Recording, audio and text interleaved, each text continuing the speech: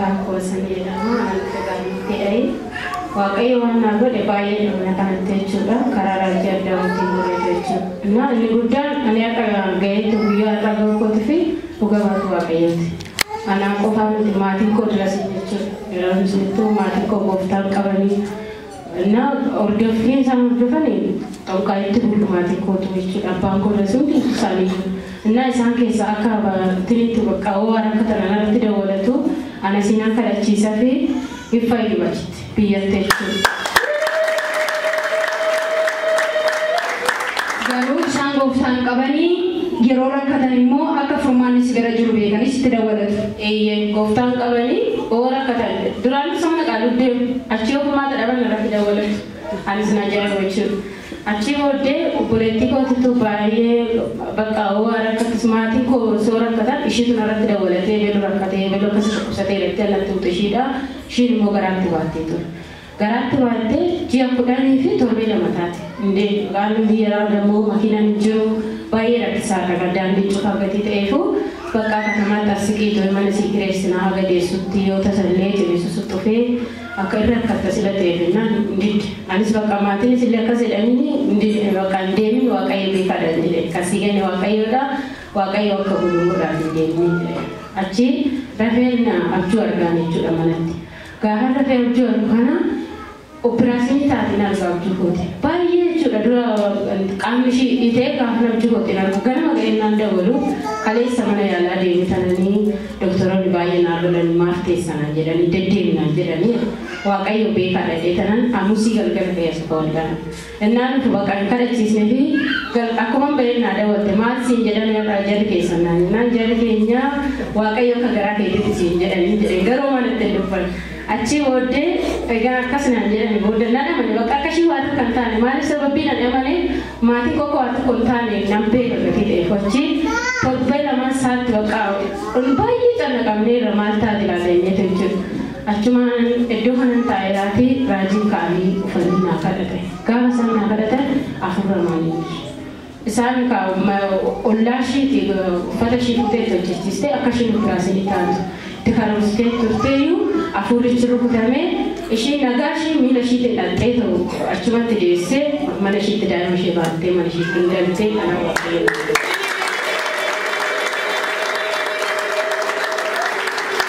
Waaqayyo amana nu dinqiidha. Isheen gooftaan qabdu garuu isheen kun as dhuftee ishee kanarraa afurri hamaan ishee inni ishee sanarra jiru ishee kanarraa hiyyee inni operaasyoonii ta'uudhaaf ture nagaadhaan isa isheen deesseef maarree gargaaraa isa lafa fagoo isaanii ijoolleen isheen amma deesse kana ammoo biyya biraa jiraatu asii gooti inni qubsate. Gaafa isaan qubsatan raajiin ishee irra jiru suura ishee dhufeetananii poolisi keenya miilaa fayyeetti geessee kadhachiise. Gaafa kadhachiisu inni tokko mucaan ishee kana gaafaati kulaalitti xaxarii jedhanii mana yaalatti barreessanii fi algaa qabsiifate jechuudha operaasiinii ta'uudhaaf. Achi booddee akkasitti indoo tobanna ukkubaa maal jala keessa samiroo doonaadhatte silaa dinqii hojjechaa jiru jedhanii naan jedha. Eegatiin namantaa sii ta'an jedhe. Amma dhufee bakka sana argutti ati iddoo naa buunaan jedha sii bu'an jedhe. Achi ishee fidee suura sana fidee irratti fayyaniiru naan jedhe. Nama sadii ta'e fidee jara sadii nu fayyee. Poleessi kootis ijoolleen bolaan kootis jechuudha.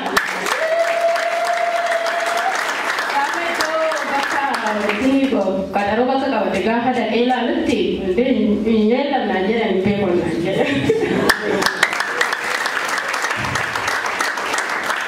Sadaffaan immoo dhugaatiin koo qalma koo ture duddi koo humna ukkubaa ture baay'ee jechuudha bakka gedeedee waa fudhachuu hin danda'u hin beekti ishiin ollaan kooti bakka baay'ee na dhukkubamaa jedhee tana namatti maal jedhee madda duddi na ukkubadhee san baay'ee ittiin jedha baay'ee tasaqqaqaa ture iddoo kana taa'ee jira faarfannaadhaan keessa deemanii kadhachaa jiraa jechuudha. Keessa kootitti maal waaqayyo su'aala na argee tuuffanii naa kadhatanii jedha. Onnaa isaanitti darban nan laala garuu namni kadhachaa jiran qas jedhee laala na bira dhufanii jedhee turan.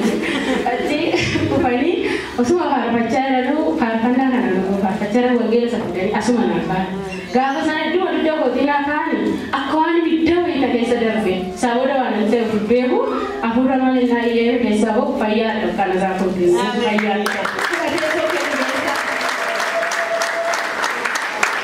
baay'ee raajii addaa'u harka keessatti qabatu naa eebbisa.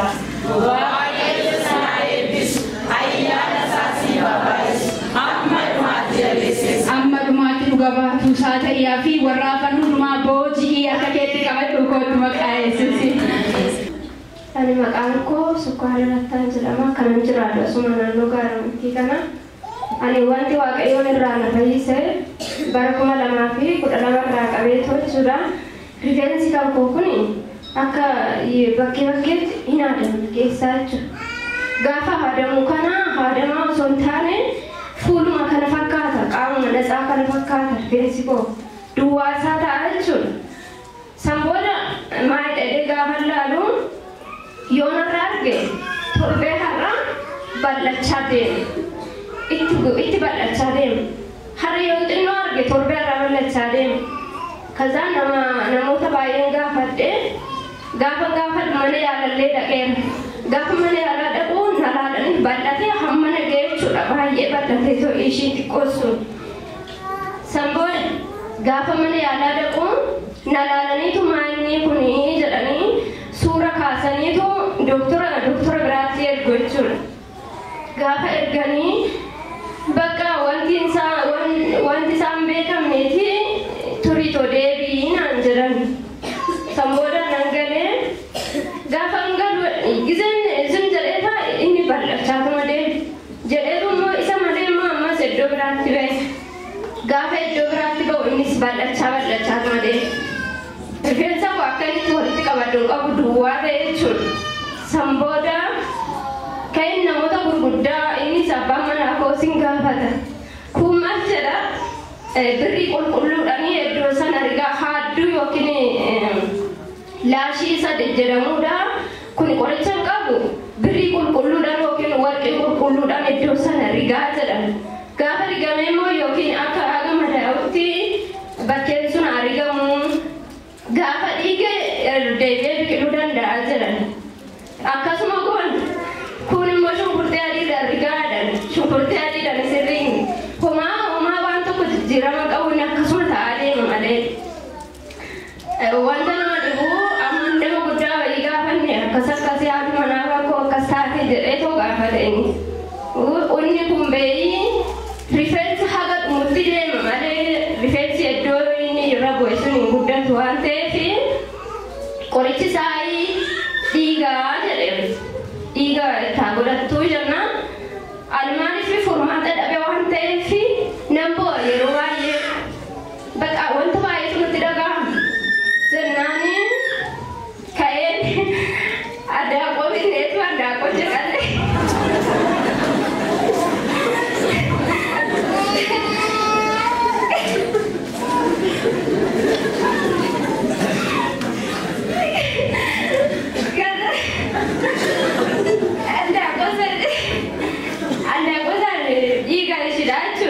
Nadire, elmunti, maalifi an furmaata dhabe waan ta'eef akka dhugaa naaf ta'u waldaas nan deema. Naaf kadhata magaaruu fayyuu hin dandeenye. Sinnaan amma turree gaafa torbee lamaan booda gaafa laalu dhuguma rifeensi yaa'e. Gaafa rifeensi sun yaa'u ammas deebi'ee immoo iddoo biraatti na ba'ee nu wasu duuban. Innis akkasumatti guddachaa amma dhiigiseetti dibuu dhiisneeti akkasuma birrii fa'aan abididhaan jechuudha. Akkasitti rigaa turree haga nama daa'ima qaaga iddoon sun na boba'utti jechuudha. San booda waan tokko jijjiiramu ammas akkuma dura koonisan akkasuma godhe ammasuma biqilfama. Ammas immoo turreet immoo ammas iddoo biraatti hin ba'e. Gaafa iddoo biraatti ba'u ammaan booda dhiigasitti hin godhu waan biraas furmaatas nama gaafadhanii waaqayyotu nattume waan ta'eef fedhasaa yoo ta'e hunda isaanirraa fixuun jedhe bakka kana booda kara biraan deemuun maaliif iddoo faarmaasii yoo qorichi jiraate dhaqee gaafadhe gaafannaan kun qoricha qabuuti ogeessota fayyaa warra qodaa gogaa ilaalan bira deeminaan jedhan hin deeminaanis nanniise. San booda na yaadadhaa guyyaa konferensi ji'a shanaffaa guyyaa shanaffaadha. Guyyaa suni asitti wangeelaawii fayyootu kadhachaa turanii galgalarra guyyaa ganama maal jedhanii sa'a booda warri dhuftanii hundumti keessanuu hin hafinaati bootadha gaafa dhuftan immoo bishaan irratti isinii kadhadhaa waan ta'utu jira bishaan qabadhaa koottaadhaan ji'a shanaffaa gaafa guyyaa 5 jechuudha. Ka'in akka carraa ta'ee zayita wayii bitee manaa qaba jechuun irratti hin kadhachiifne garuu mee raajii irratti naaf haa kadhatan jedheen zim jedhee bitee mana irraa bishaan san jedheen zayita jedheen qabee dhufe galgala. Gaafa qabee dhufu hin kadhatanii hin kadhatamee hin gallee guyyaa sanarraa qabee jechuudha galgala yeroo rafu ganama yoo nan ba'u nan dibadha iddoo sana jechuudha rifeensa koo bishaanis zayita sanis sonnisin walumatti nan dibadha jechuudha. Jedheen immooyyuu qibaatuma rifeensa koo dibadduuttiin zayituma sana naqee isa akkasitti fayyadamaan ture. Dhuguma waaqayyooti kana jechuun baay'ee nama dhiba. Gaafa torbee lama akkasitti ilaalu rifeensi koo yaa'eera iddoon dura furmaata itti dhabee itti boone keessi kootti na dhiphate suni gaafa baqa torbee lama sababa zayitaa fi bishaan sanii kun rifeensi koo yaa'eera biqileera jechuudha. Kanaaf waaqayyoon na galateeffadha.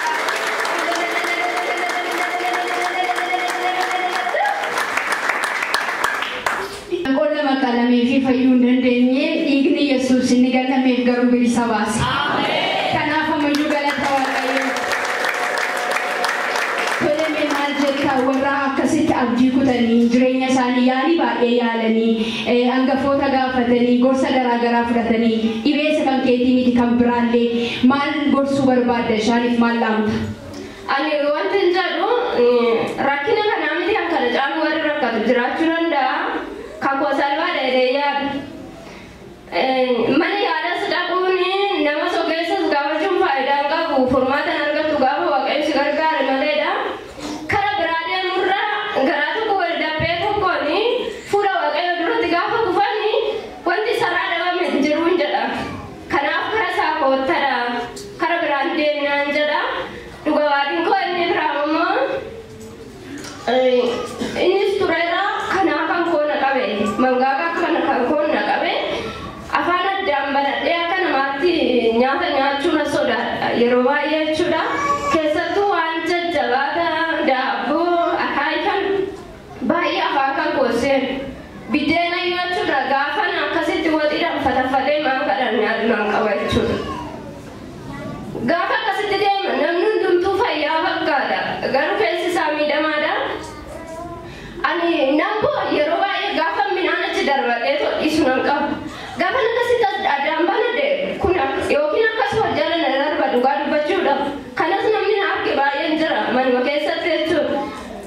Yookiin immoo akkasitti kanarra addaan hin banamu afaan koo. Afaan koo jechuun danda'u midhaan nan rakkadha. Keessattuu ganama gaafa lafaa ka'u baay'ee qixxuma walumatti jala baqaa jechuun kana nama dhiba baay'eedha.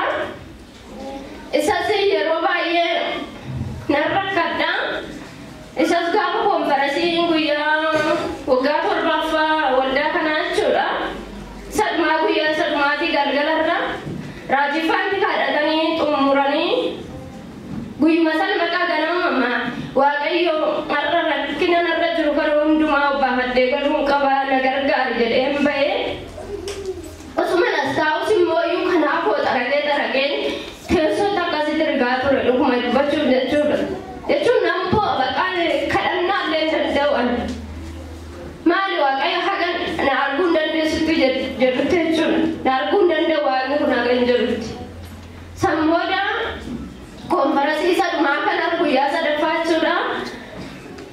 Sabni baay'ee yaa'anii galaniiru galgala namni waaqayyootis kadhata isaa xumuranii dhumarra jechuudha.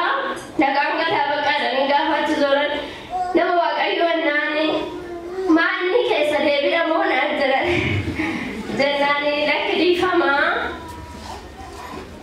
Mangaaqa kan koo kanattu addaan hin banamne baay'ee na dhukkuba nyaata naga nyaachuu dadhabuttiin jiraannaan naa kadhatanii fayyiteettaa ammaan booda ofirratti na arginaan jaanii ameen jedheetan fudhadhee galee